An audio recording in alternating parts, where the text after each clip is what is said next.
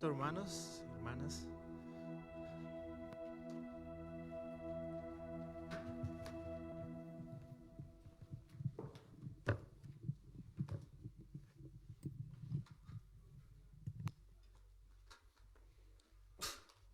Y vamos a disponernos en esta hora para tener el tiempo de los diezmos y las ofrendas.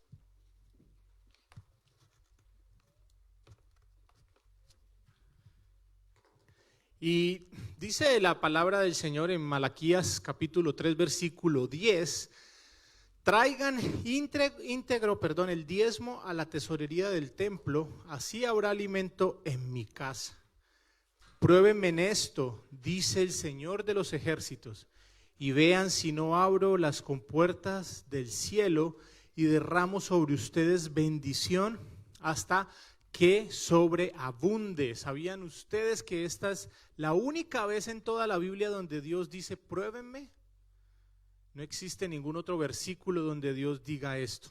Pero para entender esa palabra pruébenme, tenemos que remitirnos a su palabra original en el hebreo basham, que significa el probar a Dios. En ese sentido es igual cuando usted prueba el oro en el fuego. Cuando usted quiere saber si una joya que usted compró es de verdad oro, cuando se funde en el fuego, si no es oro, pues se va a derretir y a dañar. Pero si es oro, ¿qué va a pasar? Se va a fundir, pero va a conservar su esencia original. Entonces, ¿qué nos está diciendo Dios? Le estaba diciendo al pueblo de Israel que cuando nosotros diezmamos o cuando el pueblo diezmaba y ofrendaba, iba a probar qué clase de Dios tenían.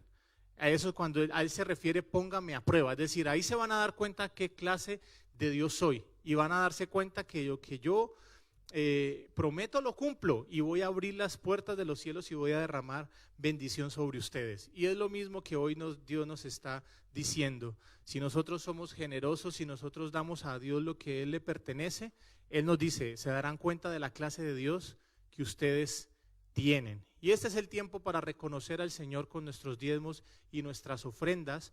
Y yo quiero invitarle para que usted pueda hacerlo. Aquí en el templo tenemos a mi mano izquierda, a mi mano derecha y aquí al lado de la cámara, donde hay unos sobres, usted puede depositar ahí su diezmo, pero también para aquellos que usan un poco más la tecnología, pueden escanear el código QR y ahí los lleva directamente al link. Y también recuerden que aparte de los diezmos y ofrendas, también existe un link en la página para donar a la misión Pro Templo del lugar del terreno que la iglesia ha adquirido y que ya hay varias actividades que se hacen allí en el lugar. Pero cerremos nuestros ojos por un momento y démosle gracias al Señor por su fidelidad. Señor, gracias Padre por este día y gracias Señor por estos diezmos y estas ofrendas, Señor. Tú nos dices en tu palabra que si nosotros traemos, Señor, y damos con un corazón alegre, Señor, el diezmo, Padre, si entregamos a ti lo que perteneces, podemos probar qué clase de Dios eres, Señor. Mejor dicho, de qué estás hecho tú, Señor. Y tú eres un Dios que no eres deudor de nadie, Señor. Tú eres un Dios, Padre, que bendice, Señor, hasta que sobreabunde a aquellos que son fieles, Señor. Y te oramos por cada familia, cada persona, Señor, que está dando tu diezmo, su ofrenda, Señor, en esta hora. Te oramos para que tú bendigas, Señor, sus finanzas, para que también bendigas la vida de aquellos que por cualquier razón no pudieron dar, Señor. Tú eres el único que conoce, Señor, lo más profundo de nuestro corazón. Y bendice también, Señor, la iglesia, los diezmos, las ofrendas, todo lo que recibe, Señor. Oramos para que siga siendo usado, Señor, para la extensión de tu reino, Padre. Hoy te bendecimos y a través de este tiempo, Señor, en el servicio reconocemos que nada nos pertenece, que todo lo que tenemos, Señor, o creemos que tenemos es tuyo, Señor, y te damos gracias por eso, Señor, y te damos la gloria y la honra y bendecimos tu nombre en Cristo Jesús, Señor. Amén.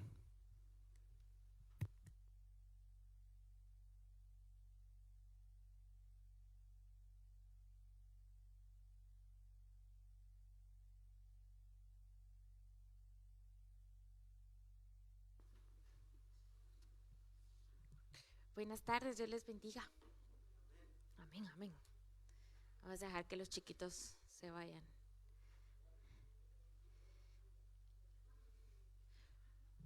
hermanos, con los anuncios de esta semana, queríamos comentarles que ya empezamos nuestras clases de fe y finanzas los martes. Están muy bonitas, son de gran bendición. Entonces, para los que no pudieron asistir y de verdad están interesados, la última oportunidad para iniciar es este martes. Pues de igual manera nos escriben si tienen alguna duda.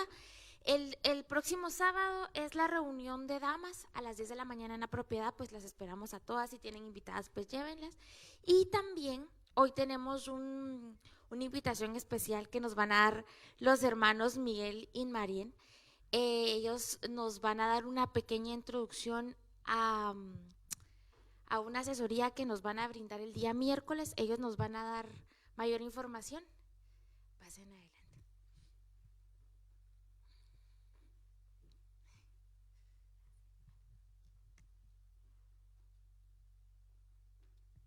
Hola, buenas tardes a todos. Como bien dijo ella, mi nombre es Marien Vélez y me acompaña mi esposo Miguel Soto. Ambos somos abogados hace más de 20 años ya y nos acercamos al pastor para hablar sobre la inquietud que teníamos de poder ofrecer una charla sobre los derechos constitucionales que protegen a todas las personas en los Estados Unidos, incluyendo a los inmigrantes indocumentados. Así que los queremos invitar para hablar sobre cuáles son los derechos de los inmigrantes, qué hacer en una intervención con la policía y cómo actuar si son intervenidos por oficiales de inmigración, incluyendo ICE, como se le conocen, o oficiales de la frontera. Yo trabajo en inmigración con una organización sin fines de lucro que está basada en California, y mi esposo Miguel trabaja como abogado de defensa criminal. Y es por eso que queremos utilizar, ¿verdad?, lo que hemos aprendido durante nuestros años como abogados para compartir esa información que esperemos que sea de bendición, ¿verdad?, para todos. Les exhortamos a que inviten a sus familiares, amigos, vecinos, compañeros de trabajo, toda aquella persona que se pueda beneficiar de esta información, porque entendemos que es muy importante que la tengan, especialmente en estos momentos que estamos viviendo. Le voy a pasar el micrófono a mi esposo rápidamente. Saludos, hermanos, muchas gracias por la invitación. En efecto, vamos a estar haciendo esa charla educativa, si se puede decir algo, ¿verdad? Va a ser también un conversatorio, si hay preguntas que ya en el momento que tengan ustedes o sus familiares, pues en confianza la pueden hacer allí también. Lo que queremos es que en estos momentos, ¿verdad?, que sabemos que son de momentos de tensión para la comunidad hispana en general, pues que sepan cuáles son sus derechos y cómo pueden afrontar, ¿verdad?, situaciones que se les presenten durante cualquier intervención con la policía. O si por casualidad no usted, pero tal vez un amigo suyo que de momento le llame y no sabe qué hacer, pues por lo menos usted sepa qué decirle para que se le haga, ¿verdad?, más fácil enfrentar ese momento de tensión. En nombre de Dios esperemos que todos estemos allí ese día y pues de corazón pues esperemos que todos puedan comparecer, asistir a la actividad con nosotros. Estamos muy contentos con eso. Muchas gracias. Recuerden que es en la nueva iglesia, correcto. La dirección no me la sé, pero el pastor la va a estar continuamente y también hay una invitación que se hizo digital, creo que se va a estar pasando, ¿verdad? Para que lo puedan recordar. Muchas gracias. Muy bien, muy bien. Gracias, Miguel. ¿Usted ha visto un abogado de pocas palabras? Ahí está Miguel. Hermanos, de verdad que esto es una gran bendición porque ellos el próximo miércoles, primer lugar, hay aquí alguien, perdón, if you need us to, we're translating the service at this very moment, so if anybody needs headphones in here so you can hear the message in English, please let us know. We have plenty of equipment for if you need headphones and pack for you to hear the message in English. Okay, el miércoles a las 7 nosotros tenemos un servicio en nuestra iglesia. Miguel, 7257, algunos le dicen Howerman, a otros dicen Huerman, como usted le quiera pronunciar, está por ahí en el área de Dominion. Ese es donde nosotros nos estaremos moviendo en el tiempo del Señor. Entonces, muy buen punto que dijo Miguel y Marien también. Si usted a lo mejor usted tiene este documento, bueno, qué bueno, pero podría ir para que usted tenga la información y la pueda compartir con un conocido, con un vecino, en su trabajo. Entonces es siempre bueno estar informado. Y qué mejor de hermanos que están trabajando en ese sector. Entonces, bueno, miércoles a las 7 p.m. ahí en nuestra iglesia, y como somos bien hermanos, hasta café les tendremos. Ok, bueno, muy bien. Si necesitan información acerca de eso, por favor me pregunta a mí, le pregunta a la hermana Jocelyn, nosotros les damos más información, con gusto, y estaremos poniendo también la información en las redes sociales. Hermano, les voy a pedir por favor, que nos pongamos de pie para la lectura de hoy. ¿Qué creen? Hoy estamos en Gálatas capítulo 2. Ya pasamos el capítulo 1 de Gálatas. Gálatas capítulo 2. Y qué extraño, no lo marqué. Bueno. Gracias, hermano Alfredo. Muchas gracias por su atención. Así dice la palabra de Dios. Gálatas capítulo 2. Estoy en la nueva versión internacional. Dice así la palabra.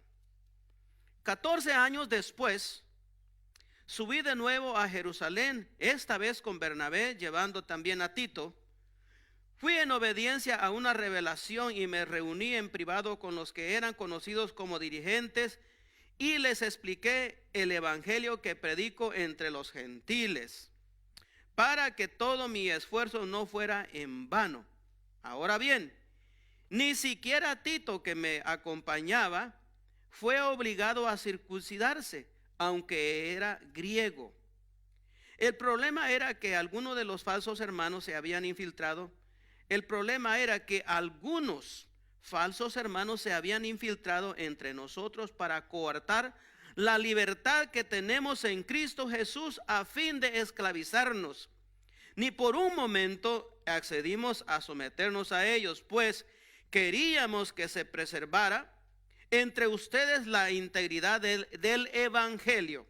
En cuanto a los que eran reconocidos como personas importantes, aunque no me interesa lo que fueran, porque Dios no juzga por las apariencias, no me impusieron nada nuevo.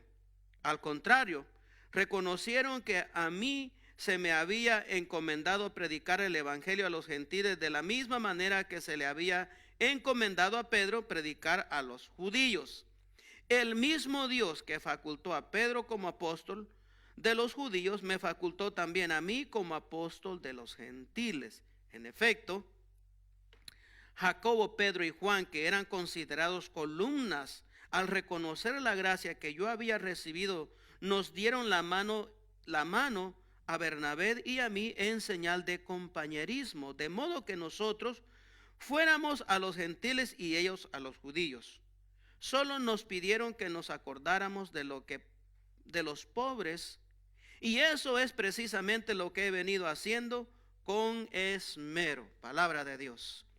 Padre, te damos gracias por tu palabra. Te damos gracias por tu verdad. Hoy hemos cantado himnos, alabanzas a tu nombre, que tú eres suficiente, que Jesucristo basta, que tú eres el Todopoderoso, que tú tomaste nuestro lugar y que tú eres, Señor, y nada más.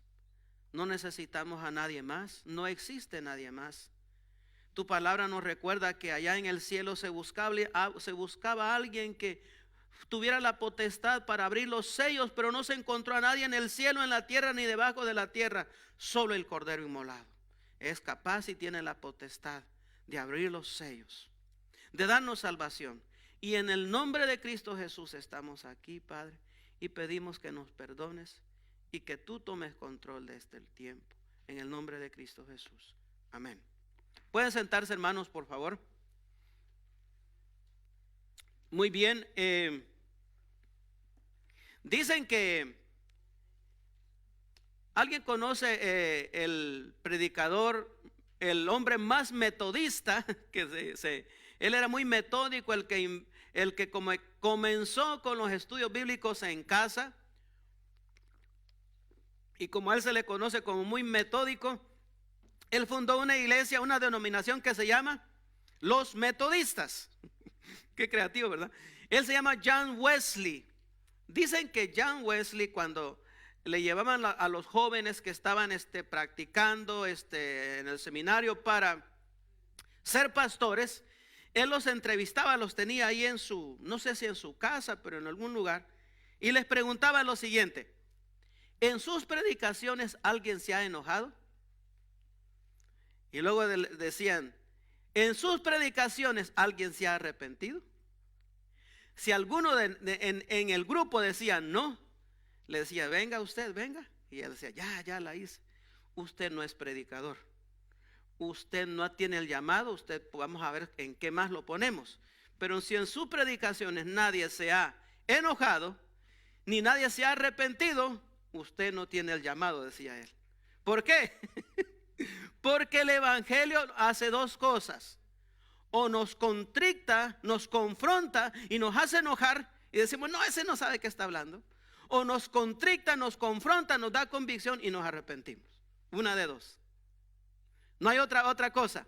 Por eso se dice también que el evangelio es una de las verdades, es que el evangelio es dualista. Es decir, el evangelio primero tiene que ser mala noticia para llegar a ser una buena noticia. ¿Por qué? Porque el evangelio nos dice, lo primero que nos dice: usted es pecador y usted va para la muerte, va para el infierno, es lo que merece. Eso ofende, eso que nos digan: usted es un pecador, ay, ¿qué puede hacer? Nada, usted va a la muerte, merece la muerte. Es más, es lo que nos dice el evangelio. Y la buena noticia es que alguien se compadeció de nosotros y dio su vida por nosotros. Buena noticia. Es por eso se da cuenta usted que esto es algo como cuando usted ha visto una persona que está llorando y usted no sabe si está llorando porque tiene gozo o porque tiene dolor, pero tiene lágrimas. Y entonces no sabe si usted es gozo o alegría, gozo o dolor. Entonces algo así viene el evangelio, y eso es lo que estaba pasando aquí en capítulo 2. Había un gran conflicto. Hoy hablaremos, y esto se presume, es una presunción un poco irrealística, no es realística, porque hoy hablaremos de cómo saber cuál es la verdad, cómo ser salvos, cómo cuidar el evangelio y qué significa creer en Cristo Jesús. ¡Wow! Pues de eso se ha estado preguntando todo el mundo hace 2000 años, y yo presumo hacerlo en 25 minutos. Vamos a tratar de ser un poquito al punto, pero reconociendo de que son temas que se podría hablar todo un mes, no más de uno de estos temas.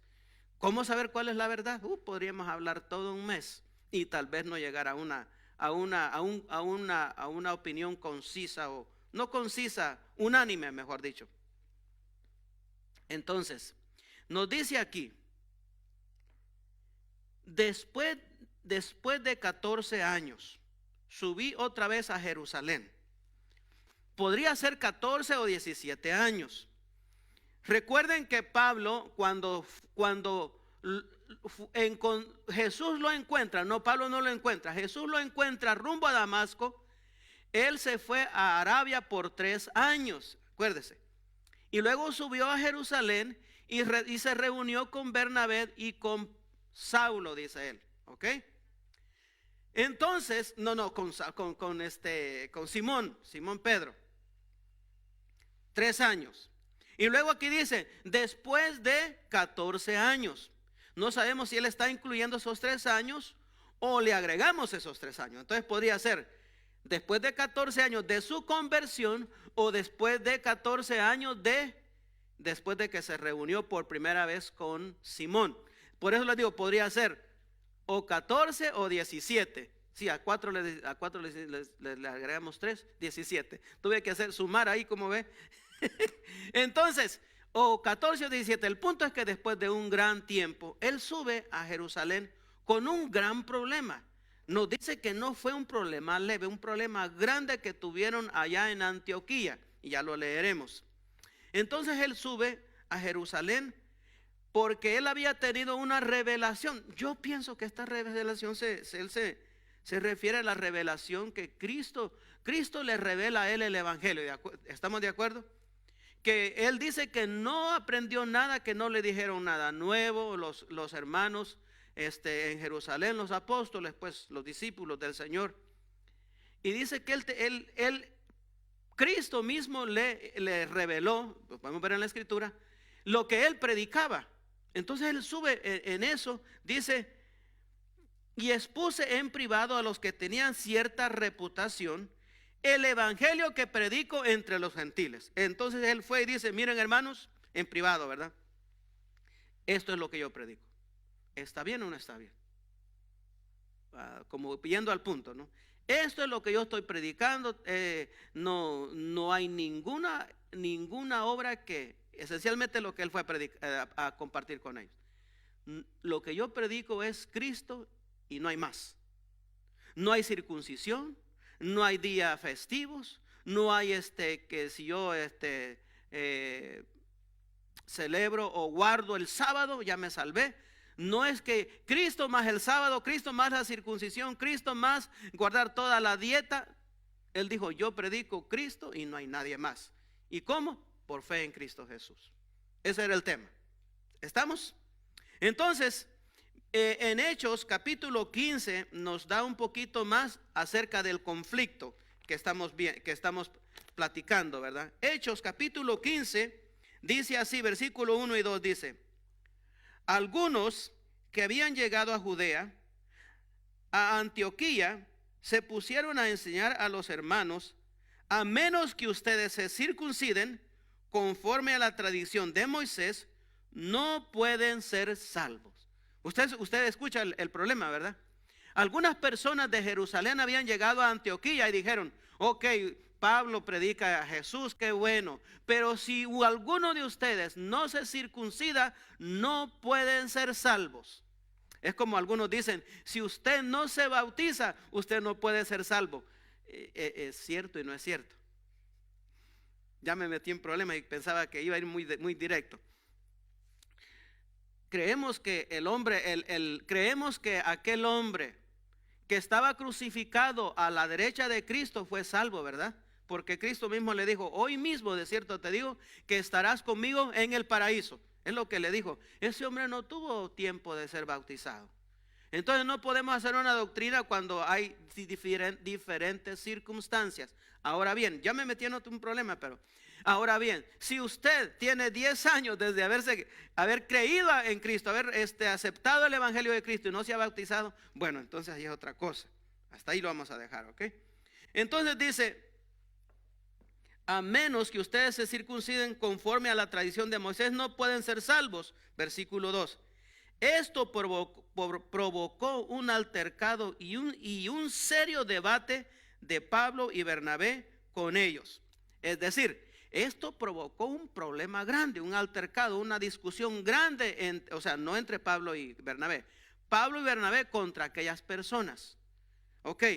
Por ende, dice aquí, estamos en Hechos capítulo 15, pero nuestro pasaje base es Gálatas 2. Por ende, dice, entonces se decidió que Pablo y Bernabé y algunos otros creyentes, ahí podemos incluir a Tito, subieran a Jerusalén para tratar este asunto con los apóstoles y los ancianos. ¿Entendemos? Entonces Pablo y Bernabé suben a Jerusalén para tratar esto. ¿Es cierto que nosotros tenemos que circuncidarnos? ¿Es cierto que tenemos que agregarle a la salvación que Cristo dijo que era tetelestai, que consumado es, completo es, ha sido completado a lo que tú me mandaste, Padre? ¿Es cierto que nosotros tenemos que agregarle un poquito más nosotros? ¿Qué tan bueno soy yo? ¿Qué tanto me circuncido? ¿Qué tanto guardo? ¿Qué tanto no como? ¿Qué tanto festejo? ¿Es cierto? Ese era el tema. ¿Ok? Y dice que no fue algo muy leve. Ahora, hermanos, Pero ni siquiera Tito, dice él, que era griego, no fue obligado a ser circuncidado. Ni siquiera Tito, uno de los acompañantes de Pablo. Ahora nosotros, el problema con nosotros, y ese es el problema del millón, la pregunta del millón.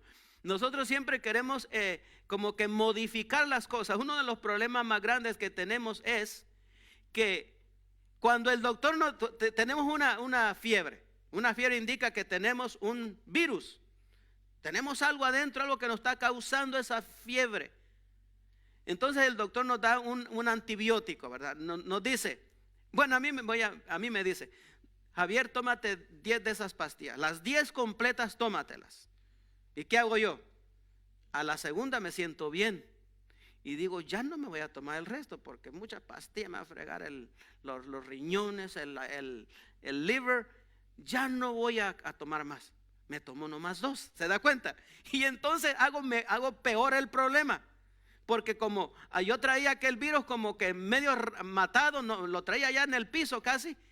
Pero cuando le dejé de dar, él se hace inmune al problema que tengo. Entonces esa medicina no me va a funcionar. ¿Se da cuenta?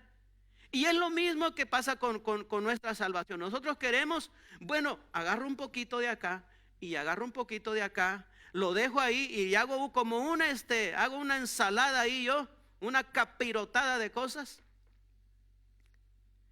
Y decimos, estamos bien, así debe ser. Pablo dijo, no hay nada más. No, esto es lo que yo predico, hermanos. Y me parece a mí muy humilde de parte de Pablo, porque Pablo había tenido un encuentro con Dios, con Jesús. Él mismo le había confiado el evangelio que tenía que compartir con los gentiles, pero él en obediencia, en humildad, va con aquellos hombres que él estaba de acuerdo, que caminaron y anduvieron con Cristo, y dijo, yo necesito ver y compartir esto con ellos, a ver qué piensan ellos de esto. Entonces él va y presenta el evangelio a los apóstoles, a los discípulos, y dicen ellos, está bien. Entonces esto sigue, este problema hace 2000 años, Pablo nos dice que estaba pasando en la iglesia. 2000 años atrás, 2000 años acá, seguimos con ese problema. Seguimos. Recuerden lo que nos dice en el capítulo 1. Si alguien trae un evangelio diferente al que les he presentado, aun si somos nosotros que seamos anatemas, que sea anatema, o aunque sea un ángel de luz, que sea anatema. Anatema significa maldito. Entonces miren lo que, seguimos con ese problema nosotros. Por ejemplo, el Islam enseña que el judaísmo, el cristianismo somos religiones falsas porque tenemos, bueno, al menos el cristianismo tiene un Dios trino. Dice que somos una religión politeísta que tiene más de un Dios. Por ejemplo, también el Islam enseña que el ángel Gabriel le entregó el Corán a Mohammed, como le quiera llamar, Mahoma. También el Islam enseña que según Mahoma, que es 570, 632 años después de Cristo, dice que Dios, el Dios que le llaman ellos es Alá, dicen que es el mismo, pero el Dios de ellos es un Dios lejano, un Dios que no tiene intimidad con su pueblo, un Dios que no tiene a un hijo, un Dios que no es trino, no es trinitario, y Jesús solo es un profeta y no murió en la cruz. ¿Se da cuenta que Alá de los de Islam es bien diferente que al nuestro Dios? Entonces uno como que dice, no, pues predicamos al mismo Dios, es el mismo Dios. Bueno, tal vez es la misma palabra, pero cuando comenzamos a indagar qué significado, quién es ese Dios, vemos que es un Dios muy diferente al nuestro. Entonces, ¿cómo se gana la salvación en el Islam? Haciendo buenas obras. El mormonismo. Según los mormones, hubo un ángel llamado Moroni que visitó a un hombre llamado Joseph Smith en 1823 después de Cristo. Y este ángel le dijo a Joseph Smith, el evangelio está corrupto, se ha corrompido, hace 19 siglos que se corrompió. Vengo a darte un nuevo evangelio, el evangelio correcto, para que tú lo compartas, mantenga en mente lo que dice Pablo en el capítulo 1, ¿verdad? Y él le dice, ¿cómo ganarse la salvación entonces? Dice que la Biblia, primero que Joseph Smith es el profeta de Dios en este tiempo. Segundo, que la Biblia de los mormones es la inspirada. Tercero, el mormonismo se basa en esfuerzo personal y guardar los mandamientos de la palabra de la sabiduría, son escritos de ellos. ¿Se da cuenta cómo estamos? Y yo me pregunto muchas veces, no nos dedicamos aquí a hablar mal de nadie, pero me pregunto qué diría Pablo acerca de todos estos diferentes religiones, porque el argumento es, ¿son cristianos o no son cristianos? Segundo, estamos predicando el mismo evangelio, que no hay otra cosa más que Jesús, que no hay otro camino más que Jesús, y que Jesús es más que suficiente para llevarnos al Padre, que no hay nada que en mi habilidad, en mi fuerza yo pueda agregar a la salvación. Estamos predicando lo mismo. El budismo enseña que es a través de eliminar todos los deseos. Tú te despojas de todos tus deseos y ¿cómo lo haces? Mediante meditación. La hermana Linda conoce de otras religiones, mediante la meditación. Dice que es mediante tú estar meditando y despojarte de todo deseo, de toda, es decir, tú no deseas tus hijos, tu esposa, tu familia, tu iglesia, nada. Te despojas de todo, entonces tú alcanzas ese nivel de poder de salvación. Miren lo que dice Primera de Corintios 2:9. Primera de Corintios 2:9, estamos en Hechos, voy para de frente, por un momento como que me confundí. Primera de Corintios 2:9, miren lo que dice. Sin embargo, como está escrito, ningún ojo ha visto, ningún oído ha escuchado, ninguna mente humana ha concebido lo que Dios ha preparado para quienes lo aman. Hermanos, no es a través de nuestros esfuerzos humanos que yo me ponga ya a meditar y ayunar 40 días, 40 noches y vaciarme, para vaciarme de todo deseo, de todo lo que me rodea. No es a través de habilidades humanas, es a través de vaciarme y llenarme en Cristo. De decir, Señor, ya no vivo yo, más Cristo vive en mí. Es a través de decir, Señor, yo ya no me pertenezco, tú me has comprado. Y que Él me llene de su sabiduría santa, que Él me llene, que Él me unja. No sé, yo no puedo llegar a Él a través de habilidades naturales o humanas, por decirlo mejor. Entonces, otras religiones dicen que la iglesia tiene la misma autoridad que la Biblia, que es a través de la tradición de la iglesia, más la Biblia y más Cristo, son salvos en Cristo mediante penitencias y asistencia a la Biblia. Dicen que si tú no vas a la iglesia tampoco puedes ser salvo. Hermanos, han pasado 2000 años y seguimos con el mismo debate. ¿Es Cristo suficiente? ¿Se da cuenta?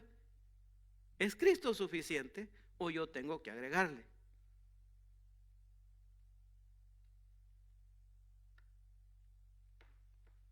¿Por qué es que siempre nosotros los hombres nos gusta agregarle? ¿Por qué nos gusta agregarle un poquito de lo nuestro? Porque eso nos hace sentir bien. O sea, yo estoy de acuerdo que cuando yo ayuno, yo siento que me acerco más a Dios. Yo siento de que, vaya, por ejemplo, bueno, ahora sí que ha sido, esto es lo opuesto. Esta semana es la que más yo he orado, yo creo, en mi vida de cristiano. Y es cuando más lejos me he sentido del Señor. El punto es que siempre nosotros queremos tener parte en eso. Se necesita quebrantamiento, se necesita morir para poder decir, soy pecador. Lo que yo merezco es la muerte. Gracias por la salvación que era imposible para mí obtener en mis propias habilidades. Se da cuenta que dicen que es bien fácil aceptar al Señor, pero no es fácil, porque eso significa morir a ti, para que Él viva en ti. Morir a toda tu habilidad. Entonces, hermanos, seguimos con ese mismo problema de que queremos agregarle a la salvación. Ahora, ¿cómo cuidar el evangelio de los falsos hermanos? ¿Cuál era el problema? El problema era que algunos falsos hermanos se habían infiltrado en la iglesia y habían llegado a esta gente que nos dice aquí en capítulo 15 o en el capítulo 2 de Gálatas. Habían llegado con, y dice aquí, si seguimos leyendo el versículo 4 del capítulo 2 de Gálatas, nos dice que estos hermanos falsos se habían infiltrado en la iglesia para quitarles la libertad que nosotros tenemos en Cristo. Entonces, los hermanos falsos siempre quieren agregar a la obra de Cristo. Los hermanos falsos, escuche usted para que los identifiquemos, siempre quieren agregar a la obra de Cristo, a la obra perfecta de Cristo, y luego siempre se sienten más santos que usted y que yo. Siempre se sienten que están en otro nivel. Estos hermanos, por lo general, con sus habilidades crean división en vez de crear unión. Solo están esperando que haya una equivocación para crear cizaña. A Pablo le acusaban de no ser apóstol, de no ser un verdadero apóstol, de no tener el evangelio correcto. A Pablo le decían que él no era uno de los 12. A nosotros nos dice, ese no es pastor. Ese hombre no es pastor, ese hombre solo se la pasa haciendo esto y esto y esto. Ese hombre no me atiende, ese hombre no entiende mi argumento. ¿Se da cuenta? Y Pablo nos dice en el capítulo 1, dice, hermanos, no es que yo busque complacer a la gente, busco complacer a Dios. Hermanos, el trabajo del pastor no se trata de complacerles a ustedes, ¿sabía usted? Si yo me dedico a complacerlos a todos, no complaceré a ninguno. Y luego me estaré frustrado. Mi llamado es ser obediente a Dios. Y en eso tal vez yo les pueda servir. Mi llamado no es a mimarlos a ustedes tampoco. Mi llamado es a cuidarlos, a cuidar el evangelio, a cuidar lo que se está predicando. Se está predicando la palabra de Dios, y a veces mi llamado también es a corregirlos, a instruirlos, a animarlos, y eso a veces no nos gusta. Pero no a ser un hombre que complace a medio mundo, porque nadie lo puede hacer. Mi llamado es velar por ustedes, día y noche, orar por ustedes y cuidar el evangelio. Ese es el llamado del pastor. Entonces, los falsos cristianos ven error en todo. Los falsos cristianos tienen un espíritu de separación, no de edificación. Difunden rumores. ¿Escuchaste lo que hizo aquel hermano? ¿Escuchaste lo que hizo el pastor? Difunden las cosas, promueven chisme. Hermano, yo le quiero dar un consejo. Cuando un hermano, y a los que me escuchan ahí, si esto nos puede servir en algo, el chisme a veces es un poquito como que el chisme es ¿cómo le diré? Pues es como que entretiene un poco a veces, ¿verdad? Y hay chismes como que dicen, es un chisme blanco, una mentira blanca también. Bueno, mire, hermano, cuando alguien venga con un chisme a nosotros, en el amor del Señor y obediencia al Señor, digámosle, ¿ya se lo dijo usted a él o a ella? ¿Ya se lo dijo al pastor? Y cuando usted le digan eso, ellos irán pensando, irán reconociendo, a esta persona no le gusta el chisme, no le agrada. Y poco a poco ya no le llegarán con chismes. Pero si usted le pone fuego a la cosa, siempre será las personas de que otros le llegan con chismes. Es decir, si alguien me viene a decir, ¿sabías lo que dijo Linda de aquella persona? Es que Linda es carismática, Linda es tan hermosa, pero Linda a veces se le van las palabras y dijo esto. Y yo le diría, hermano, ¿ya usted le fue a decir a Linda eso? ¿Ya le platicó a ver qué pueden resolver acerca de eso? Y eso sería lo más adecuado de hacer. ¿Ya le platicó usted a ella? ¿Se da cuenta? Estos hermanos no, estos hermanos siempre andan, dicen, es que a mí me cuentan todo. No, es que usted le da usted abre la puerta. Tenga cuidado, porque una de las cosas, las consecuencias que Dios mató a muchos allá en el Éxodo fue porque comenzaron a divulgar rumores. No le gusta el rumor al Señor, el rumor de chisme. Entonces, cuidado con eso. Eso es lo que promueven los hermanos falsos. Ahora, ¿cómo cuidamos el evangelio entonces? No dice aquí en el 5, a los cuales ni por un momento accedimos a someternos, ni por un momento, dice Pablo, les prestamos nuestro oído, ni por un momento accedimos a lo que ellos estaban diciendo. Entonces ahora vamos a la importancia de vivir en comunión, buscar la opinión de los que son más sabios, en comunión y armonía con los demás.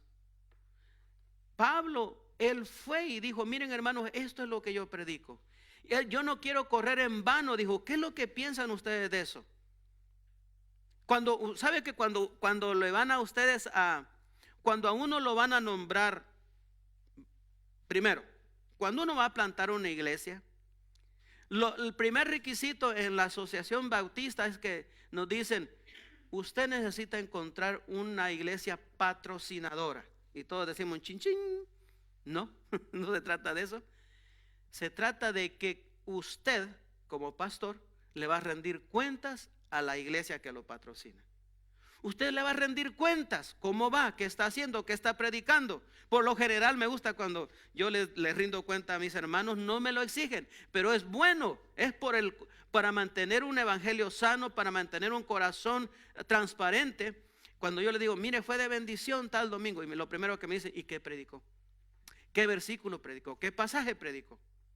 Entonces, cuando usted va a plantar una iglesia, lo primero que le dicen es, búsquese una iglesia que lo patrocine. Cuando usted dice, tengo el llamado del pastor, no es suficiente eso. En nuestra denominación, la iglesia tiene que ver eso en usted, reconocerlo, y entonces se le llama, lo ordenan como pastor. Cuando ellos han visto esos méritos en usted. Entonces, por ningún momento, dicen ellos, dijo Pablo, nos dimos a estos hombres. Entonces, al compartir con otros líderes, con otros hermanos, se aprende, hermano. Mire, Pablo por el contrario no aprendió nada de ellos, pero sí lo afirmaron, lo confirmaron, lo animaron y lo agregaron a su grupo, que estaban orando por él, que estaban conscientes de lo que Pablo predicaba y estaban de acuerdo, en un acuerdo. Y eso es agradar al Señor. Eso agrada al Señor. Que nosotros seamos humildes. Creo que fue el miércoles, me invitaron a un grupo de oración de pastores nomás, allá en Saba, y es a las 9, los jueves a las 9. Y yo me levanté, estaba frío y tenía muchas cosas que hacer, y yo dije, no voy. Pero me di cuenta, ese es uno de mis deseos este año, de mejorar. Network se llama en inglés. Compartir con otros, hablar con otros pastores, con otros líderes. Y fue de mucha bendición. Nos animamos tanto, oramos tanto.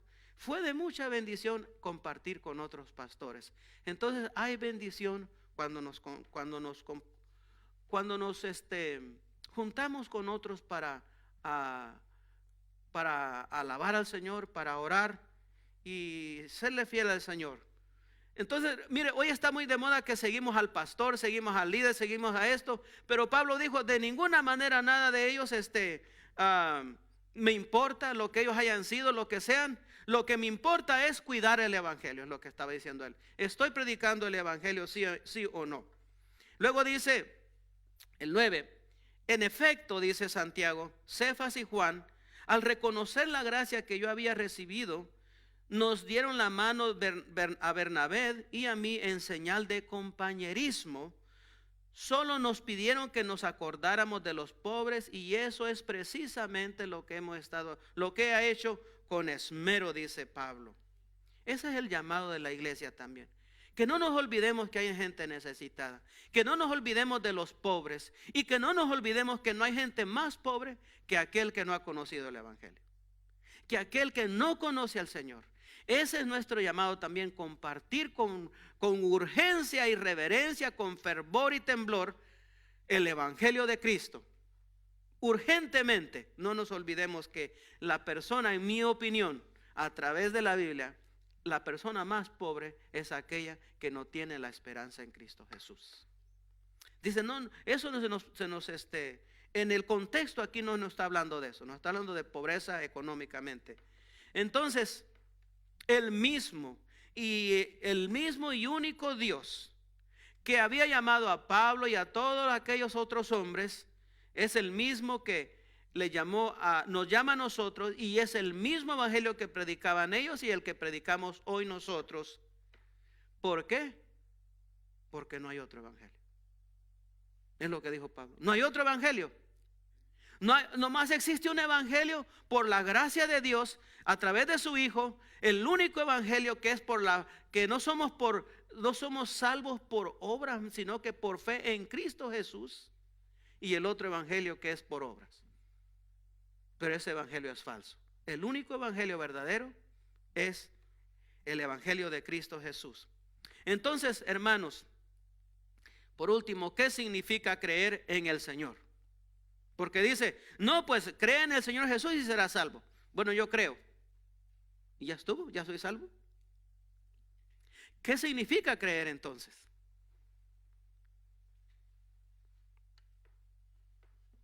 Creer en el Señor es rendirse, es morir, es salir de la esclavitud del pecado y ser esclavo de Cristo Jesús. Usted nunca deja de ser esclavo. O usted es esclavo del pecado o esclavo de Jesús. Yo soy esclavo de Cristo Jesús.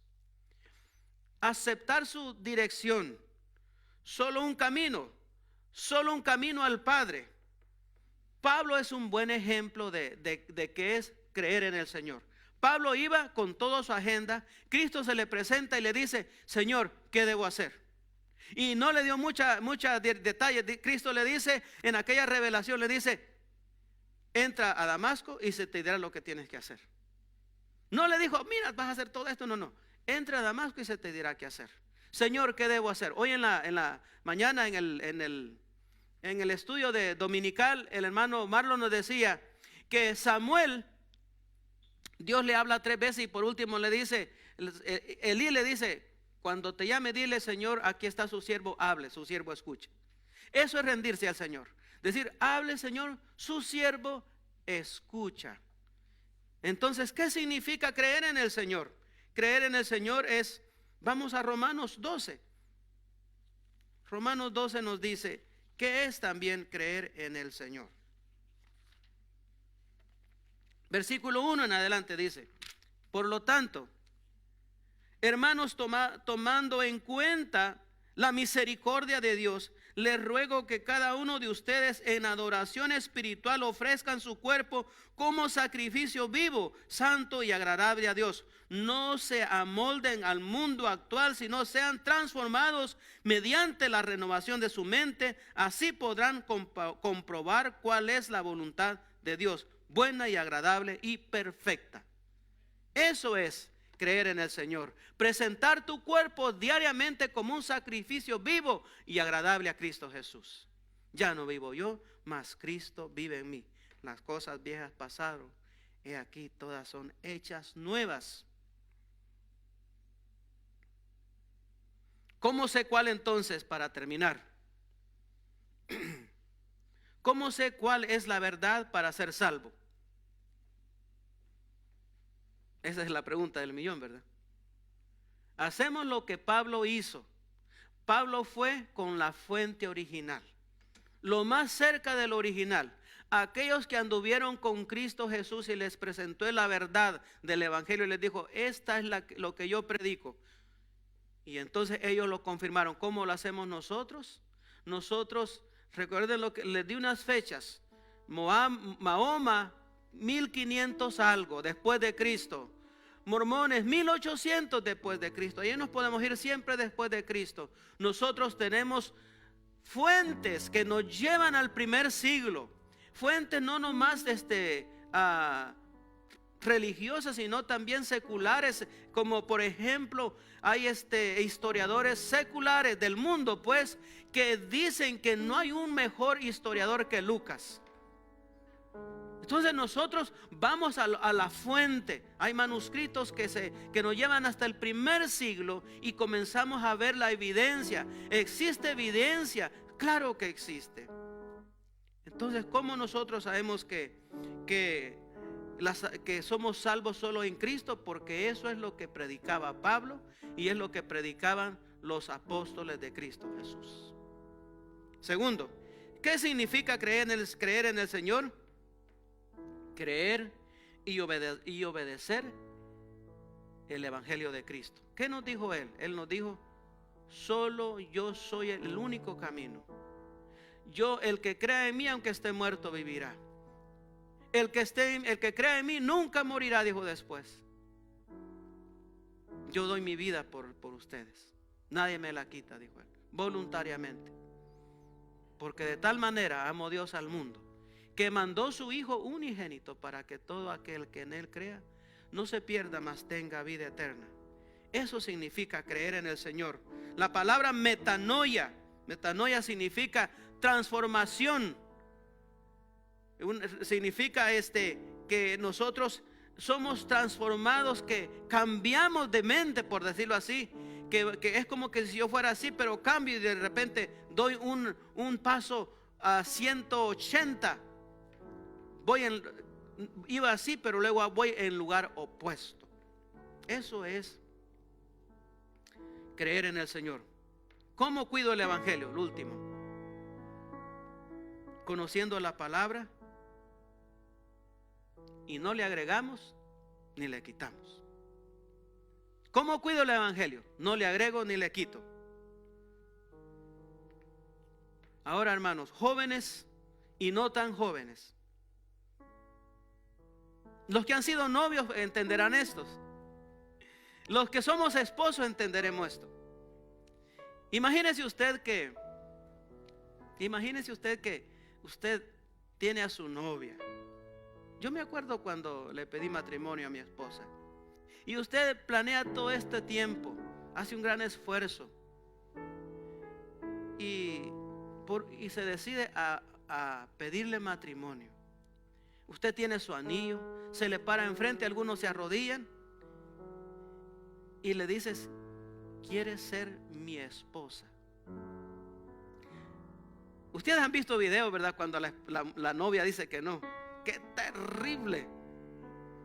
Algunos lo hacen en público, pero lo que les puedo garantizar que si lo hacen en público o en privado, igual se siente de terrible. Algunos hemos tenido que pedir 2 veces. ¿Cómo cree que se siente Jesús? Él vino, murió por su esposa, por su novia. Él dio su vida porque nos amó tanto, nos ama tanto. Y en este momento nos dice: yo he venido para que tengas vida. Yo he venido para que tengas vida en abundancia. Yo he venido para que no mueras, para que tengas vida en mí. Quieres ser mi esposa. Quieres ser parte de mi redil. Y Él se ha puesto ahí, ha hecho todo. Ningún hombre ha dado su vida por su esposa prometida, por decirlo así. Él sí. ¿Cómo se sentirá cuando le rechazamos? Piénselo eso, hermano. Y qué gran oportunidad qué gran invitación que Él nos da a ser parte de su rebaño, en el cual tendremos vida eterna en Él. Y Él dice que regresa para que estemos donde Él está, porque en el hogar de su Padre hay muchas moradas. Dice: voy pues a preparar lugar para ustedes. Pero Él viene pronto. Si no le has aceptado al Señor Jesús, acéptale con devoción, con temor y temblor. Dile: perdona mis pecados, porque soy pecador. Gracias por tu perdón. De ahora en adelante yo ofrezco mi vida y quiero que tú seas mi Señor y mi Dios. te pertenezco, yo soy tu siervo, y que sea de acuerdo a tu santa voluntad. Oremos, hermanos. Amado Padre, te damos gracias por tu amor, por tu palabra, por la bendición que eres en nuestras vidas. Oramos por aquellos que no te conocen. Oramos por aquellos, Señor, que no les interesa, pero pedimos, Señor, que tú traigas avivamiento a sus corazones y que seas tú quien les llama, quien, Señor, les trae, Señor, avivamiento. Quien trae vida en esos espíritus muertos. Padre, los dejamos en tus manos. También oramos por todas las necesidades de tu iglesia, por los que están enfermos, Señor, por los que están desanimados también. Oramos por ellos, Padre, y te damos gracias por este tiempo que hemos tenido en Cristo Jesús. Amén.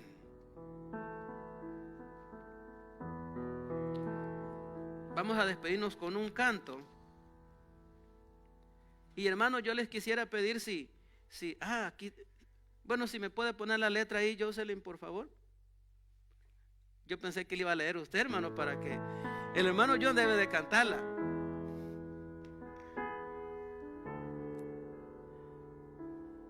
Y hermanos, con esa convicción de que Cristo es más que suficiente, que Cristo es suficiente.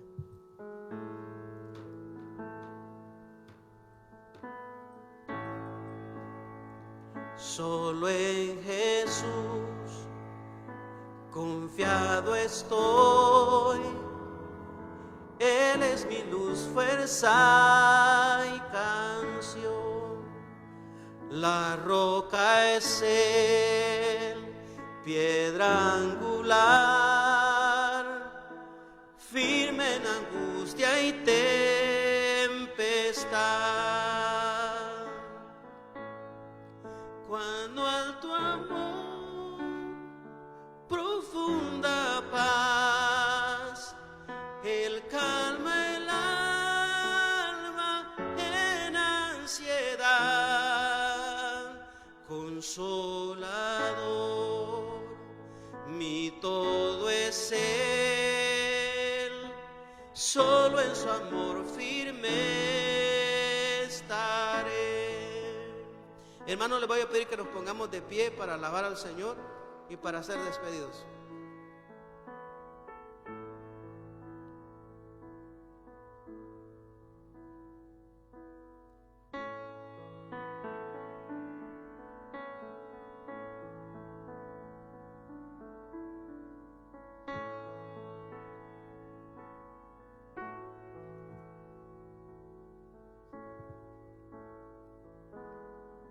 Señor, te damos gracias, Señor. No me sale la letra aquí, hermana Jocelyn. Ya salió. Solo en Jesús, quien se encarnó, la plenitud de Dios llevó, su don de amor y rectitud, su propio pueblo rechazó. Cuando en la cruz por mí murió, en el propicio la ira de Dios, todo pecado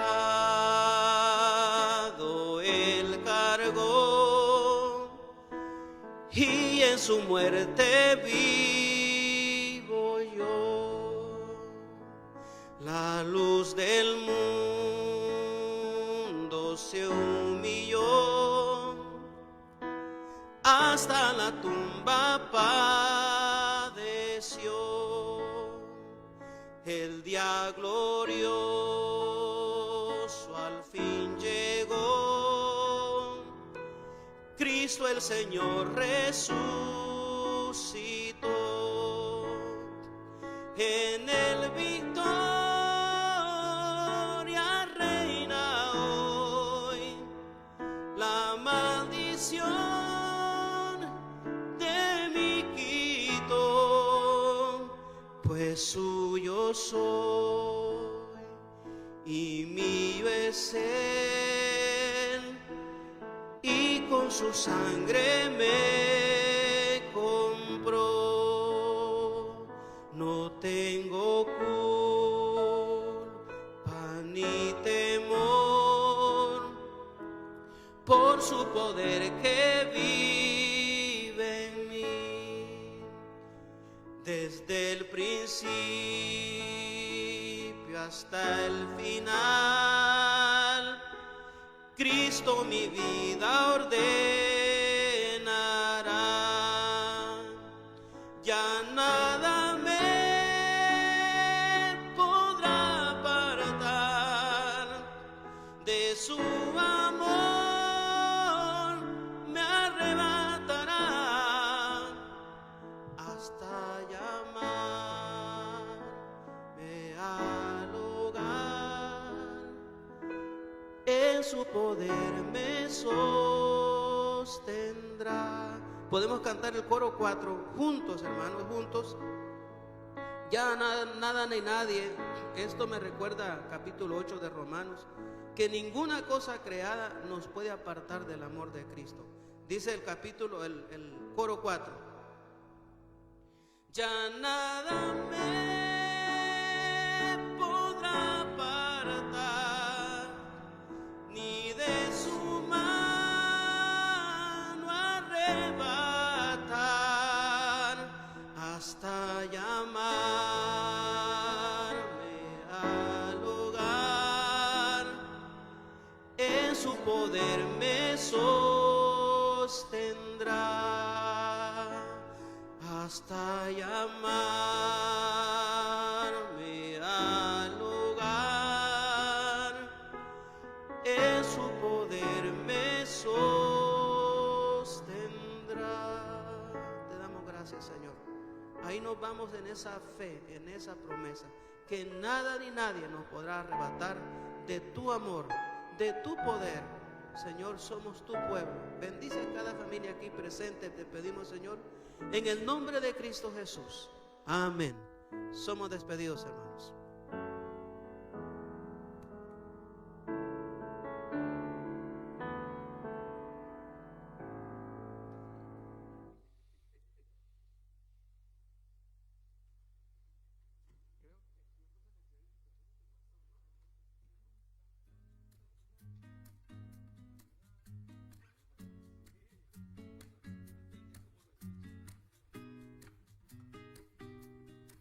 Pasa el tiempo aquí, más mi espíritu se encuentra quieto en ti.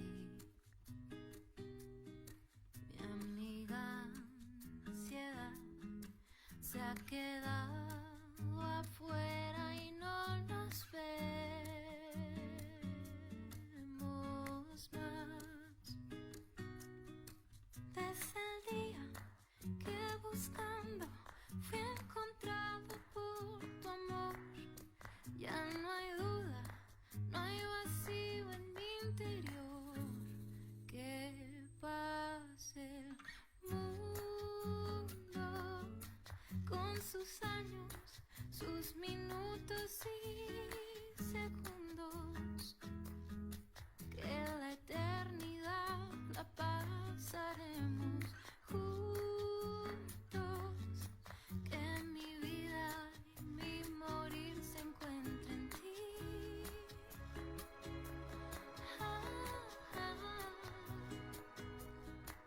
Ay, sin comparación, no hay nada mejor que ser hallado aquí, descansando en tu interminable amor, en tu gran amor por mí.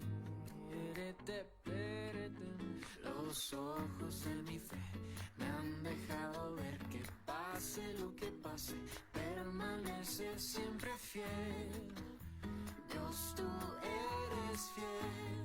Que pase el mundo con sus años, sus minutos y segundos, que la eternidad la pasaremos